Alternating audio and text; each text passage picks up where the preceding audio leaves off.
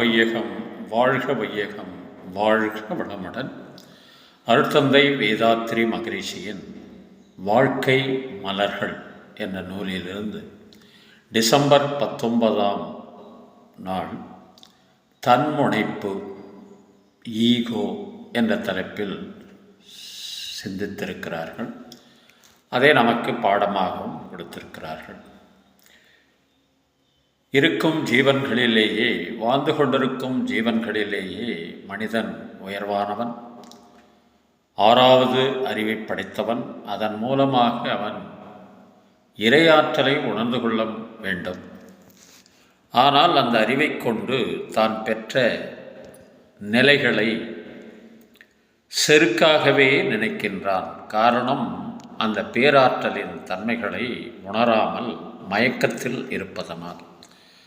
அந்த ஆறாவது அறிவு போதிய வளர்ச்சி பெறாத காரணத்தினால் அது புலன் மயக்கங்களில் சிக்கி, புறக்கவர்ச்சிகளில் சிக்கி, உலக மயக்கங்களில் ஈடுபட்டு தன் நிலையை மறந்து தன் விருப்பத்திற்கு ஏற்ற மாதிரி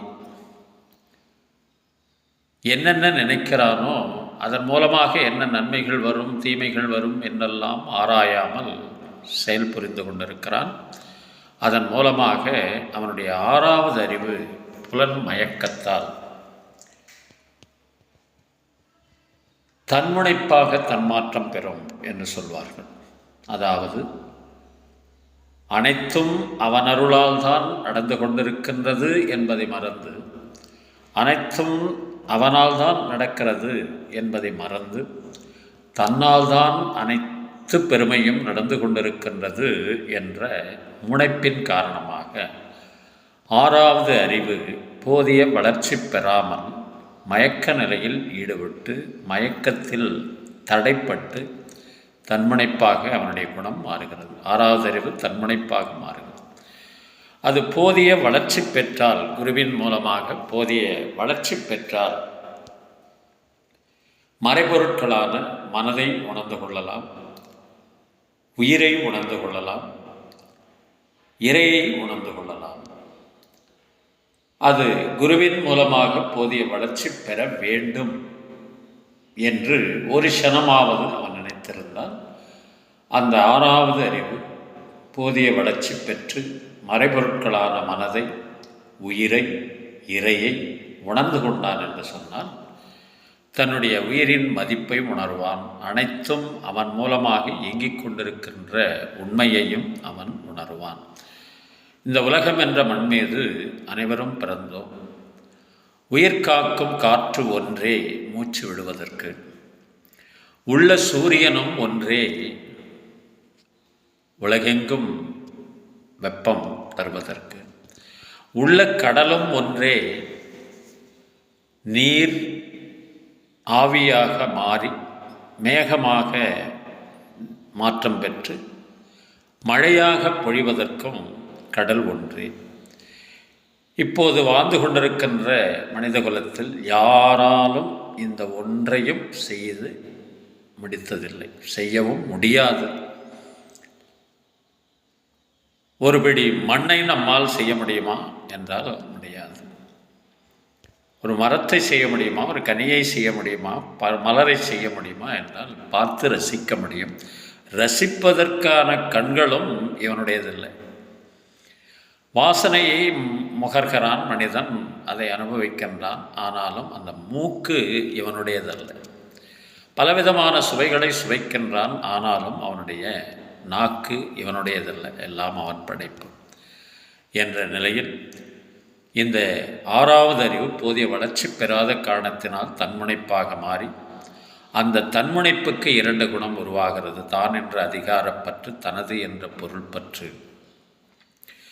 இதன் மூலமாக அதிகாரப்பற்று என்றால் ஆண்களை குறிப்பதாகவும், பொருள் பற்று என்றால் பெண்களை குறிப்பதாகவும் அருட்தந்தை அவர்கள் வேடிக்கையாக குறிப்பிடுவதுண்டு. உண்மையும் அதுவே. அந்த இரண்டு குணத்தின் மூலமாக பிறப்பது 6 தீய குணங்கள். காமம், குரோதம், லோபம், மோகம், மதம், மாச்சரியம் என்று சொல்லப்படுவது. இது வடமொழியில் இருப்பதனால் நாம் புரியாமல் வாழ்ந்து கொண்டிருந்தோம். அருட்தந்தையிடம் வந்த பிறகு அதற்கு தமிழாக்கம் செய்து பேராசை, சினம், கடும்பற்று, முறையற்ற பால் கவர்ச்சி, உயர்வு தாழ்வு மனப்பான்மை, வஞ்சம் என்ற 6 தீய குணங்கள் இந்த தன்முனைப்பினால் உருவாகிறது. தன்முனைப்பினால் உருவாகின்ற இந்த 6 தீய குணங்களை பேராசையை நிறைமணம் என்றும், சினத்தை பொறுமை என்றும், கடும் பற்றை ஈகையாகவும், முறையற்ற பால் கவர்ச்சியை கற்பு நெறியாகவும், உயர்வு தாழ்வு மனப்பான்மையை நேர்நிறை உணர்வாகவும், வஞ்சத்தை மன்னிப்பாகவும் மாற்றுவதற்கு அருட்தந்தை அவர்கள் அருளிய அறவுரைதான் அருகுண சீரமைப்பு. அதை நாம் சீரமைக்காவிட்டால் இந்த டி நகர்லாம் போனீங்கன்னா ஒரு டிஷர்ட் வாங்கினா 2 டிஷர்ட்டு ஃப்ரீன்னு சொல்லுவான். 1 வாங்கினால் 2 இலவசம் என்றால் மக்கள் போய் அலைமோதி அதை வாங்கி கொண்டு வருவார்கள். அது ஒரே மாதத்தில் கிழிந்து போனாலும் பரவாயில்லை, அலைவான் நம்மால். அதுபோல இந்த 6 குணத்தை சீரமைக்காவிட்டால் இலவச இணைப்பாக பொய், களவு, சூது, கொலை, கற்பழிப்பு என்ற 5 பஞ்ச மகா பாதகங்கள் விளையும். தேவைதானா என்ற அடிப்படையில் நாம் சிந்திக்க வேண்டும். சிந்தித்தால் இந்த 6 குணத்திலிருந்து விடுபட்டு 5 பஞ்சமகா பாதகங்களிலிருந்து விடுபட்டு மனிதனானவன் உயர் மனிதனாக வாழச் செய்யும் அந்த நிலைக்கு உயரலாம் என்ற அடிப்படையில் அருட்தந்தை வேதாத்திரி மகரிஷி துரியாதீதம் என்ற ஒரு அற்புதமான தவத்தை கொடுத்திருப்பார்கள். அந்த தவத்திற்கு ஒரு கவியும் எழுதியிருப்பார்கள்.